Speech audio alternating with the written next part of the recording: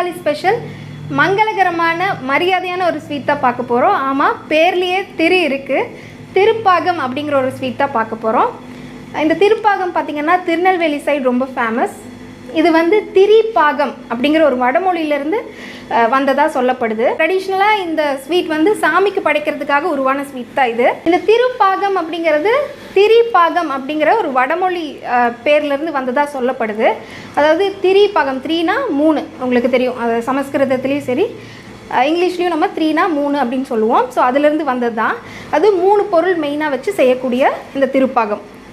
ட்ரெடிஷ்னலாக பண்ணும்போது கடல மாவு, நெய், பால் இது 3 சம அளவில் எடுத்துகிட்டு சர்க்கரையில் ஆட் பண்ணி செய்வாங்க. இதுதான் ஆக்சுவலாக பண்ணுற திரிப்பாகம் இல்லை திருப்பாகம்.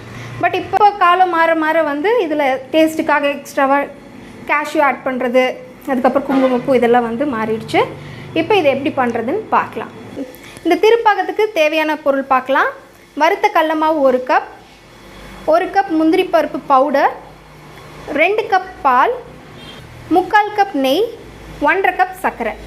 இந்த 2 கப் பால்லேருந்து கொஞ்சமாக பால் எடுத்து நான் குங்குமப்பூ ஆட் பண்ணியிருக்கேன். இந்த குங்குமப்பூ வந்து கொஞ்சம் வெதுவெதுப்பான பாலில் நீங்கள் போடணும். ஒரு 1/2 hour பிஃபோரே போட்டு வச்சுருங்க. இது மாதிரி நாங்கள் எடுத்துருக்கிற கடல மாவு வறுத்த கடல மாவு. நீங்களும் நல்லா வறுத்துட்டு சளிச்சு எடுத்து வச்சுக்கோங்க. வறுக்கும் போது இதனோட கலர் மாறாமல் பார்த்துக்குங்க. அப்போ தான் நமக்கு ஃபைனலாக திருப்பாகம் நல்லா கிடைக்கும். அதே போல் இந்த முந்திரி பருப்பை நீங்கள் மிக்சியில் அரைக்கும் போதும் பல்ஸ் மோடில் விட்டு விட்டு அரைங்க. அப்போ தான் இதில் இருக்கிற எண்ணெய் வெளியில் வராமல் இருக்கும். ஃபஸ்ட்டு ஒரு மிக்சிங் பவுலில் கடல மாவில் பால் சேர்த்து கட்டி இல்லாமல் நல்லா கரைச்சி எடுத்துக்கலாம். அடுப்பில் வச்சு டைரெக்டாக கரைக்காதீங்க. நல்லா கரைச்சிட்டு அதுக்கப்புறம் அடுப்பில் வைங்க.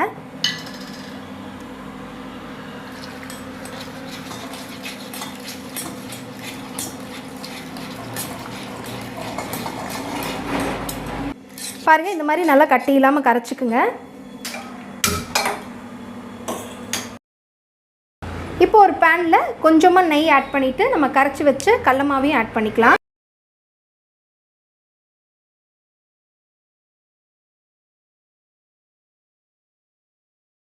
இதில் நம்ம எடுத்து வச்சு 1/2 கப் சர்க்கரை ஆட் பண்ணிக்கலாம்.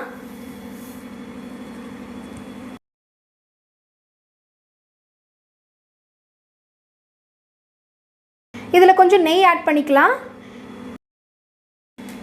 நம்ம எடுத்து வச்ச 3/4 கப்பை 3-4 பங்காக பிரிச்சுட்டு கொஞ்சம் கொஞ்சமாக நீங்கள் ஆட் பண்ணிக்கோங்க.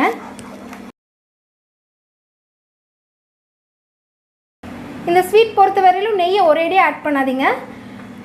மைசூர் பாக்கு எப்படி பண்ணுவோமோ அதே மாதிரி கொஞ்சம் கொஞ்சமாக ஆட் பண்ணணும். இந்த ஸ்டேஜில் நம்ம கரைச்சி வச்சு இந்த குங்குமப்பூவை ஆட் பண்ணிக்கலாம்.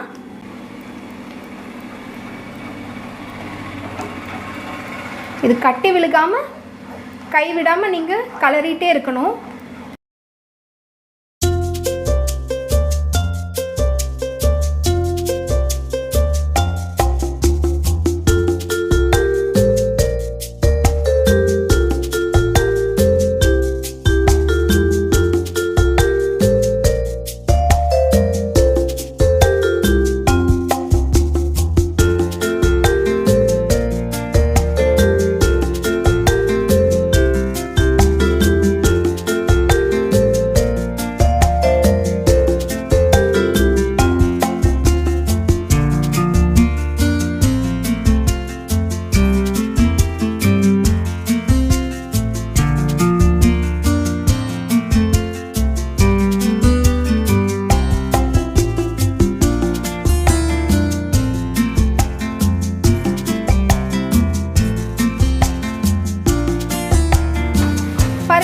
கிட்டத்தட்ட நமக்கு அல்வா பதம் வந்துருச்சு. இது வந்து பார்த்திங்கன்னா இந்த பாதாம் அல்வா டெக்ஸ்சரில் வரணும். கிட்டத்தட்ட வந்துருச்சு.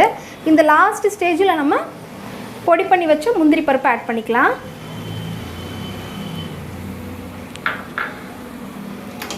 இது கூடவே கொஞ்சம் நெய்யும் ஆட் பண்ணிக்கலாம்.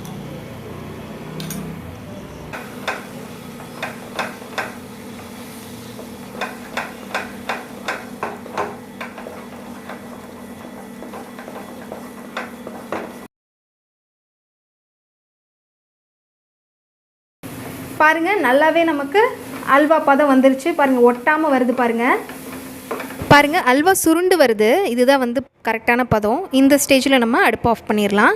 அட் லாஸ்ட் கொஞ்சமாக நீங்கள் கீ ஆட் பண்ணிக்கோங்க.